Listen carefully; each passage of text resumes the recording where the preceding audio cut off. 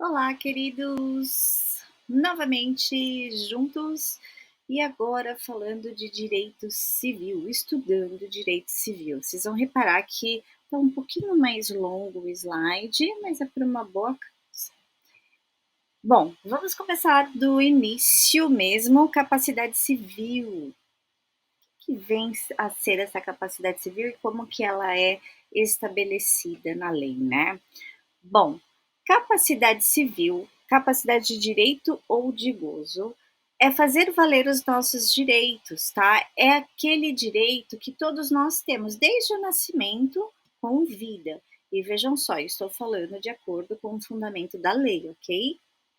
Capacidade de fato é a possibilidade que nós temos de exercer por nós mesmos os atos da vida civil, ou seja, é só quando adquirimos a maioridade, ou seja, 18 anos completos. Então, nós temos dois tipos de capacidade civil, que é a capacidade de direito e a capacidade de fato. Guardem isso: capacidade de direito é o nascimento com vida, é nato, todos nós temos.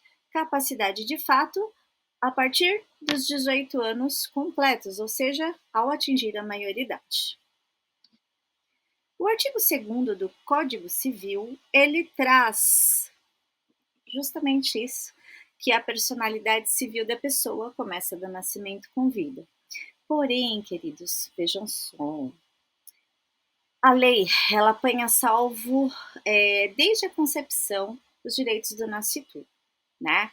Claro, vai cair lá para vocês a seguinte pergunta: de acordo com o Código Civil, quando é que passamos a ter a personalidade civil? Vocês vão responder sem sombra de dúvidas que é a partir do nascimento com vida. Mas aí veio a nossa jurisprudência e entendimento do Supremo Tribunal de Justiça, que tem reconhecido, né, direitos aos ainda não nascidos, ao nascituro, em diversos contextos, né? Eles têm afirmado que tanto a mãe quanto o nascituro, ele tem direito à assistência neonatal, direito à vida como um todo. E aí o nosso Código Civil, gente, ele vai adotar a teoria natalista, que é o do nascimento. Porém, os direitos do nascituro, eles já ficam protegidos desde o momento da concepção, ok? Entendimento atual. Muito bem. Quando da emancipação, né? O que seria emancipar? É antecipar os efeitos da maioridade. É importante deixar claro que somente a partir dos 16 anos de idade completos é que pode ser feita a emancipação. E aí ela pode ser feita de 3 formas: de forma voluntária, judicial ou legal. Então, se um menor, ainda que emancipado, isso é uma informação relevante, ele tenha cometido um crime, né? Um ato infracional, porque menor não comete crime, é ato infracional, não pode falar assim. Ele vai seguir respondendo pelo ECA, ainda que ele seja emancipado. Olha, gente, é isso, é a lei, não adianta resmungar, não adianta reclamar, ok? É assim que funciona. Então, os efeitos da emancipação não se estendem para o direito penal. Bom, voltando aqui nas 3 formas de emancipação, a forma voluntária é aquela concedida pelos pais, o menor tem que ter no mínimo 18 anos completos, os dois, né, mãe e pai, na falta de um ou outro, enfim. Isso deve ser feito através de escritura pública, não precisa ser homologada pelo juiz. Judicial vai ser concedida pela justiça, o pedido é formulado pelo tutor do menor, né? E aí, cuidado, ele não emancipa, mas ele solicita a emancipação do menor. E terceiro e último, legal, são hipóteses previstas na lei, por exemplo, numa causa de casamento, emprego público, por exemplo, colação de grau no ensino superior, estabelecimento civil comercial em razão desde que ele, né, tenha lá a economia comprovada, ok?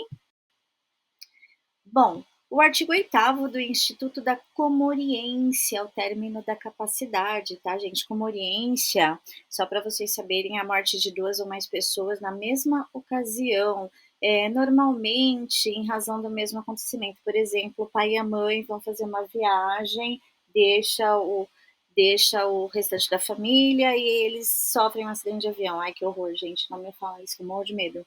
É, mas morrem ambos, né? Então, quando dá partilha de bens lá, não tem como o marido deixar para a mulher, então vai ficar a linha sucessória lá, tá bom? O artigo 8º, ele traz exatamente essa fundamentação. Se 2 ou mais indivíduos falecerem na mesma ocasião, não se podendo averiguar se algum dos comorientes precedeu aos outros, presumir-se-ão simultaneamente mortos. Comoriense, então, é essa situação que eu acabei de lhes trazer. Artigo 41 do Código Civil, atenção nos detalhes da questão. Olha só, artigo 41. São pessoas jurídicas de direito público interno. Primeiro, gente, pessoa jurídica de direito público interno são aquelas que têm atuação interna, ou seja, dentro do nosso país. São eles: União, Estado, Distrito Federal, territórios, municípios, autarquias e sociedades de economia mista. Olha aqui, ó, parágrafo único, tá? Salvo disposição em contrário, as pessoas jurídicas de direito público a que se tenha dado estrutura de direito privado regem-se no que couber quanto ao seu funcionamento pelas normas deste Código. Muito bem, vamos para a próxima etapa, artigo 42 do Código Civil. Aqui, os estados estrangeiros, tá, pessoal? Ó, artigo 42, ele vai falar que são pessoas jurídicas de direito público externo, os estados estrangeiros, e todas as pessoas que forem regidas pelo direito internacional público. Então, regidas pelo direito internacional, estados estrangeiros, organismos internacionais como ONU, OEA, China, Japão e por aí segue. Bom, então todos os estados estrangeiros, bem como organismos internacionais perante o Brasil, têm essa natureza jurídica de direito público externo. Muito bem. E aí seguimos para o artigo 43. Ele vai falar das pessoas jurídicas do direito público interno que são civilmente responsáveis por atos dos seus agentes e que nessa qualidade causem danos a terceiros, ressalvando o direito regressivo contra os causadores do dano, se houver por parte destes culpa ou dolo. Aqui, turma, vai tratar da responsabilidade civil da pessoa jurídica de direito público interno, que vai ser de natureza objetiva, guardem isso, e que por conta dessa natureza adota a teoria de risco objetivo, ok? Seguindo aqui para a próxima etapa, o artigo 44 do Código Civil. Quem são as pessoas jurídicas de direito privado? Bom, aqui nesse artigo, nós temos uma atenção especial aos empreendimentos de economia solidária. Gente, bastante atenção, porque é uma atualização normativa de 2024, então é bem possível que caia numa dessas provas que estão ocorrendo aí, tá? Então, aqui, as pessoas jurídicas de direito privado, nós temos associações. Associação se caracteriza por organização de pessoas. É só vocês pensarem nessas organizações, nessas associações de bairro, né? Que são organizadas por pessoas, é isso, tá bom? Fundações, pensem numa caracterização de bens, né? E organizações religiosas, partidos políticos. Isso eu dei não uma atençãozinha especial aí essa questão da economia solidária, né? Empreendimentos de economia solidária. Num outro momento eu trago para vocês exemplos. Aqui no artigo 50 do Código Civil, e já estamos chegando no final, ele cai muito em provas, né? Nós temos, em caso de abuso de personalidade jurídica caracterizando-se pelo desvio de finalidade ou pela confusão patrimonial, pode a juíza, a requerimento da parte ou do MP, quando lhe couber intervir no processo, desconsiderá-la para que os efeitos de certas e determinadas relações de obrigações sejam estendidos aos bens particulares de administradores ou sócios da pessoa jurídica. Bom, a priori, pessoal, o Código Civil, ele adota a teoria maior. Já o Código de Defesa do Consumidor, ele vai adotar a teoria menor. né? Explico, começando pelo Código de Defesa do Consumidor. Teoria menor é que ele vai dar uma prioridade para a parte que é mais desprotegida, no caso o consumidor, né? E o Código Civil, ele considera iguais as partes, ele não vê diferença. Caso que isso no conceito é uma coisa, na prática é outra, mas sempre vamos levar em consideração o conceito, como eu já disse a vocês, né? Já que nós estamos em vias de provas. Bom, aqui vai tratar de uma questão que é bem recorrente mesmo, que é a desconsideração ou descaracterização da pessoa jurídica, tá? Então, como eu disse a vocês, o nosso Código Civil ele vai adotar a teoria maior.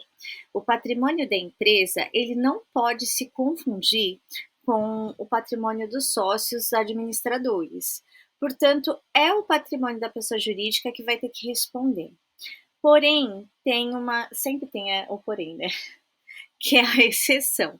Se for um caso de fraude, na qual o credor prejudicado queira entrar com a ação, ele pode sim fazer isso e pedir o afastamento dessa autonomia patrimonial. E aí o propósito disso vai ser atingir o patrimônio dos sócios administradores. Daí, nesse caso, mas aí tem que comprovar a fraude, tá, gente? Comprovar direitinho, bonitinho, senão não consegue, ok? Ah, esqueci de falar antes de ir ao final, né, falei que era bastante coisa. Também temos a desconsideração inversa da pessoa jurídica, tá, gente? É quando existe a possibilidade da empresa responder pelas obrigações do sócio administrador. Geralmente isso acontece em casos que os sócios lá, é casado com a mulher e aí o casal quer aplicar um golpe, isso é coisa de novela, né? Mas existe, viu? O mundo jurídico tá aí para coisa de novela. Pessoal, artigo 70 e último para trabalhar hoje, porque tem muitas outras coisas, muitas, tá? Mas isso é importante. Aqui a gente vai falar do local de domicílio da pessoa natural, que é o local onde ela estabelece a sua residência com ânimos definitivo, né? Então, e paramos por aqui. Ok? E claro que vai ter a parte 2, 3, 4, 5 até, porque o Código Civil é bem extenso, assim como o Código Penal. Muito obrigada mais uma vez. Um grande beijo, fiquem com Deus.